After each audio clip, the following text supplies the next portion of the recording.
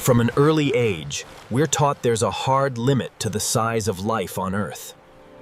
A rule dictated by gravity itself and the physics of living bodies.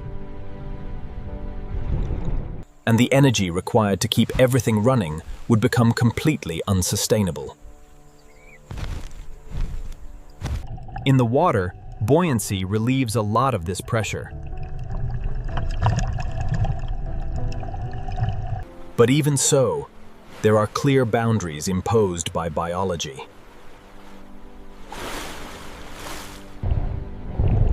For a long time, the scientific consensus was safe and settled. If an animal grows too massive on land, its own weight would crush its bones. The ceiling of animal growth in our planet's history.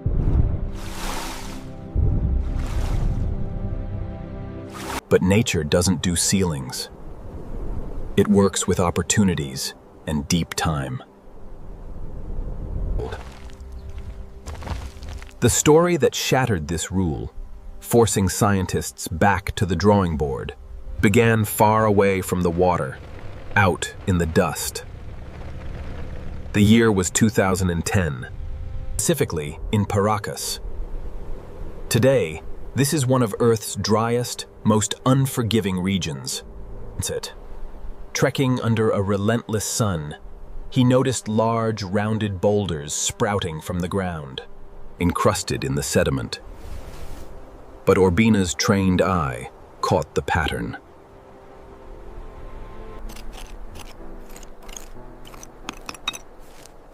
These weren't rocks, they were fossils. The catch was that these bones were so incredibly dense and heavy that his own team thought Mario was confusing them with normal geological formations. It wasn't an easy job. It took more than 10 years of painstaking excavation. Removing the hard desert rock without damaging the material required jackhammers, extreme patience, and the sweat of several people just to lift a single vertebra.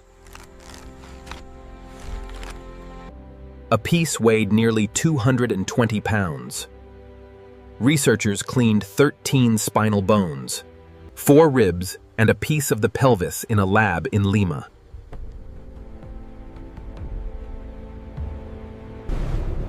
They realized they weren't just looking at a prehistoric whale. They were staring at an animal that pushed the very laws of biology to their breaking point. Picture the scene. Diving off Peru's coast, 39 million years ago.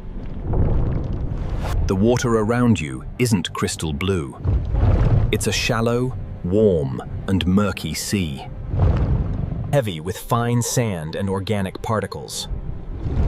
Suddenly, the seafloor itself seems to shift. The water is displaced gently, but a massive force drags you by the current. Generate by the animal itself. A colossal shadow rises from the mud. It lacks the agile silhouette of a shark or the sleek design of a modern dolphin. It's an animal built in an unthinkable, heavy, clumsy way that defies belief. You are face to face with Perucetus Colossus, the Colossus of Peru. And over the next few minutes, we're going to understand how evolution engineered a giant. That, according to researchers, ranks among the most massive life forms ever known. But before we sink deeper into these mysteries, make sure you're subscribed. Your support is what helps us keep unearthing these forgotten, true stories. Smash that like button? Good. Now, take a deep breath, we're going down. To understand how such an unconventional creature thrived, we must thoroughly map its world.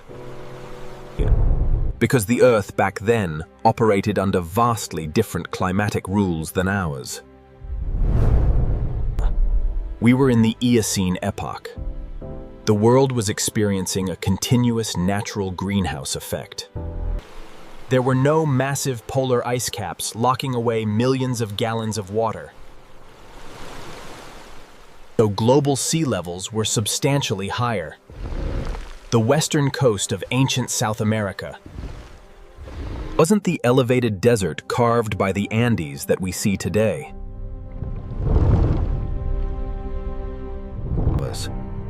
It was a landscape of shallow seas, estuaries and bays reaching far inland.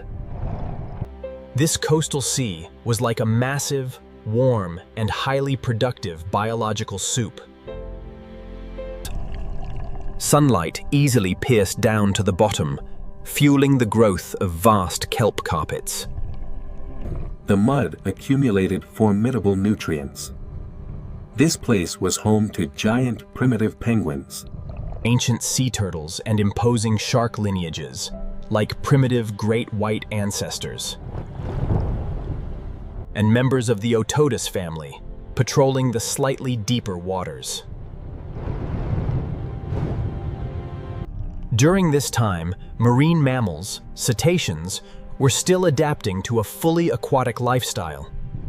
Our giants' cousins, the so-called basilosaurids, were taking fascinating evolutionary paths.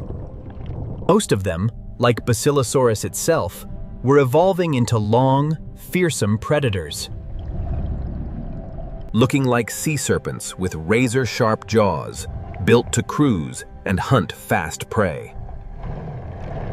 But the lineage of Perucetus took the exact opposite route. There was a major physical challenge for these newcomers to the ocean.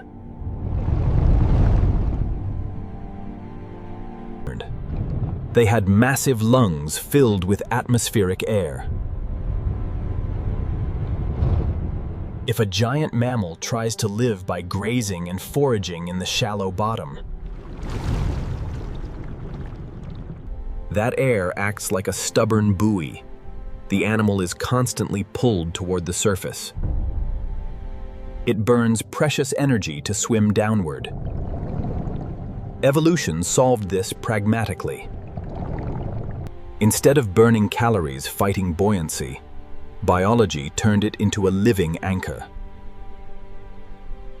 It didn't need to be a fast swimmer like its predatory cousins. It just needed enough bone and muscle mass to stay anchored to the seabed with minimal effort. It's in the internal anatomy that paleontologists hit a wall of reality.